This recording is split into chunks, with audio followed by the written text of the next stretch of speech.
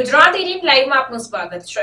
પવિત્ર શ્રાવણ માસના બીજા સોમવારે નાગેશ્વર મહાદેવ મંદિરમાં પાણીમાં ફૂલોની રંગોળીના અલૌકિક દર્શન યોજાયા।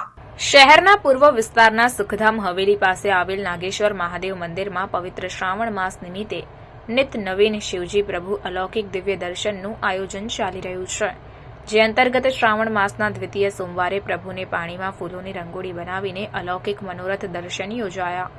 દર્ભાવતીના જાબાઝ ધારાસભ્ય શૈલેષભાઈ સોટ્ટા, મીનાબેન મહેતા દંપતી અન્ય મહાનુભાવોએ ઉપસ્થિત રહીને પ્રભુની આરતી ઉતારી ભાવ વિભોર બન્યા હતા।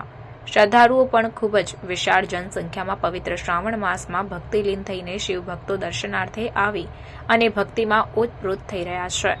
પૂજારી ઋષભ ભટ્ટ અને નાગેશ્વર મહાદેવ મંદિરની સમિતિના તમામ કાર્યકરો શ્રાવણ માસ નિમિત્તે સુંદર આયોજન અને વ્યવસ્થા કરી રહ્યા હોવાનું જાણવા મળી રહ્યું છે।